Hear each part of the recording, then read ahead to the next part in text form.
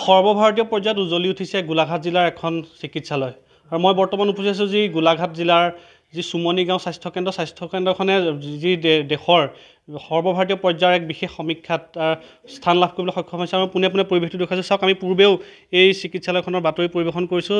স্বচ্ছতাৰ দিশত বিশেষভাৱে গুৰুত্ব আৰোপ কৰি অহা হৈছে চিকিৎসালয়খনত সোমাই আহিলে কেৱল এখন চিকিৎসালয়ৰ নিচিনা নালাগে, এটা অত্যন্ত ঘৰুৱা পৰিৱেশ আৰু আশ্ৰম সদৃশ পৰিৱেশৰ মাজেৰে এই যিহেতু চিকিৎসালয়খন আছে আৰু যাৰ পৰিপ্ৰেক্ষিতত সৰ্বভাৰতীয় পৰ্যায়ত উজ্বলি উঠিবলৈ সক্ষম হৈছে এই যি কাকডোঙা অঞ্চলৰ চুমনি গাঁও এই যি স্বাস্থ্যকেন্দ্ৰ। আমি পোনে পোনে পৰিৱেশটো দেখুৱাইছোঁ। ইয়াত চাওক, সকলোখিনি আজি যিহেতু এই এটা অত্যন্ত ভাল খবৰ, আশাব্যঞ্জক খবৰ যিহেতু লৈ আহিছোঁ আৰু সকলোখিনি একগোট হৈছে আৰু অত্যন্ত এই আনন্দদায়ক খবৰটো আমি প্ৰতিদিনে আমাৰ দৰ্শকসকলক দিব বিচাৰিছোঁ যে শৃংখলাবদ্ধভাৱে অতি স্বচ্ছতাৰে যিহেতু এই যি বিভিন্ন পদক্ষেপৰ জৰিয়তে স্বাস্থ্যকেন্দ্ৰখন উজ্বলি উঠিছে। আমি কথা পাতিবলৈ যত্ন কৰিম। যদি আপোনালোকক অভিনন্দন জনাইছোঁ, অলপ উঠি দিলে ভাল হ'ব। কিহৰ সমীক্ষাত কি স্থান লাভ কৰিবলৈ সক্ষম হৈছে আৰু কেনেদৰে কি পালে? হয়, ধন্যবাদ। আপোনালোক আজি আমাৰ এই আমি আনন্দৰ মুহূৰ্তত আপোনালোক আহি আমাৰ মাজত উপস্থিত হৈছেহি। আমি এইবছৰ আমাৰ national quality assurance standard NQAS, চমুকৈ NQAS, তাত সৰ্বভাৰতীয় পৰ্যায়ত এটা এছেছমেণ্ট হৈছিলে। আমাৰ 19 জানুৱাৰী আৰু 20 জানুৱাৰী তাৰিখে আমাৰ এছেছমেণ্ট হৈ গৈছিলে আৰু যোৱাকালি আমি সন্ধিয়া এই আমাৰ আনন্দৰ বৰ্তাটো পালোঁ আৰু ইয়াত আমি 88% নম্বৰে আমি উজ্বলি উঠিছোঁ আৰু আমাৰ 6টা ডিপাৰ্টমেণ্ট আছিলে, 6টা ডিপাৰ্টমেণ্টতে আমি ছাকচেছ হৈছোঁ।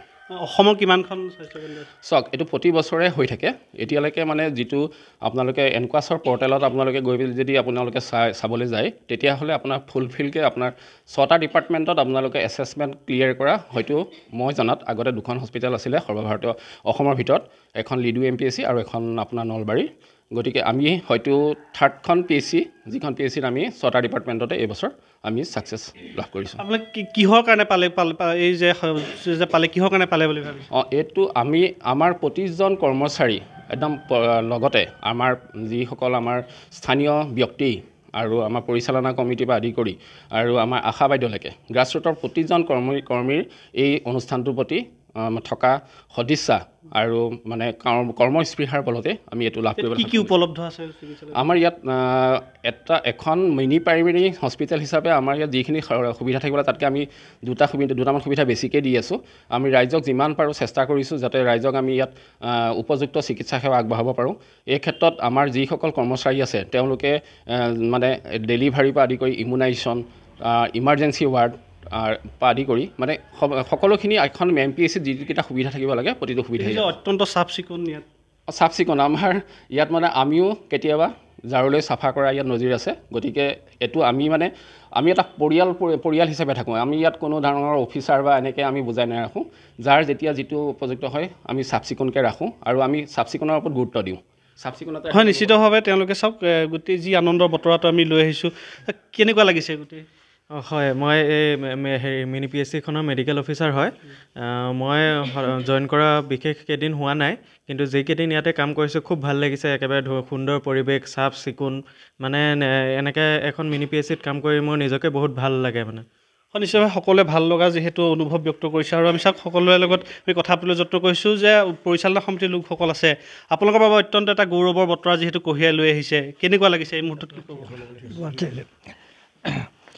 সৰ্বপ্ৰথমে মই নিউজ লাইভৰ প্ৰতিনিধিসকললৈ মই আন্তৰিক শ্ৰদ্ধা জ্ঞাপন কৰিছোঁ। আমাৰ যি আনন্দৰ মুহূৰ্ত, যি এটা গৌৰৱ উজ্জ্বল আজি দিন, সেই দিনটোত তেখেতসকল আহি ইয়াত উপস্থিত হৈছে। তেখেতসকলে মই আন্তৰিক শ্ৰদ্ধা জ্ঞাপন কৰিছোঁ। আৰু এইখিনি কৰিবলৈ যাওঁতে আমাৰ ইতিমধ্যে আপোনালোকে আমাৰ হেৰিয়াৰ পৰা গম পাইছে, একাউণ্টেণ্টৰ পৰা গম পাইছে যে তেখেতে কি ধৰণে গোটেই হেৰিটো কৰা হৈছে, গোটেই হেৰিটো দিছে আপোনালোকক।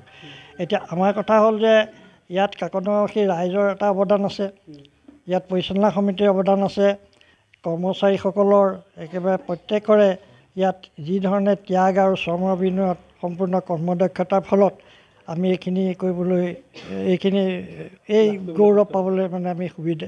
সকলোৱে আনন্দৰ যি অনুভৱ ব্যক্ত কৰিছে, কি ক'ব? আপোনাৰ যথেষ্ট কষ্ট কৰিবলগীয়া হৈছিলে, যথেষ্ট ত্যাগ স্বীকাৰ কৰিবলগীয়া হৈছিলে এইখিনি ক্ষেত্ৰত, যিহেতু আৰু অত্যন্ত স্বচ্ছতাৰ বাবে আপোনালোক যিহেতু উজ্বলি উঠিছে।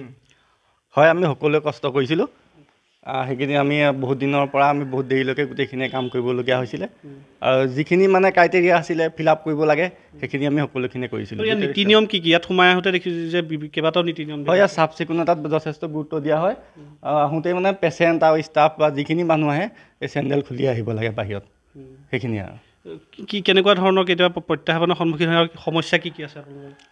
প্ৰত্যাহ্বান মানে তেনেকুৱা বিশেষ একো নাই আৰু যিখিনি কৰিব লাগে সেইখিনি আৰু গোটেইখিনি। সমস্যাকে হয়নে কিবা?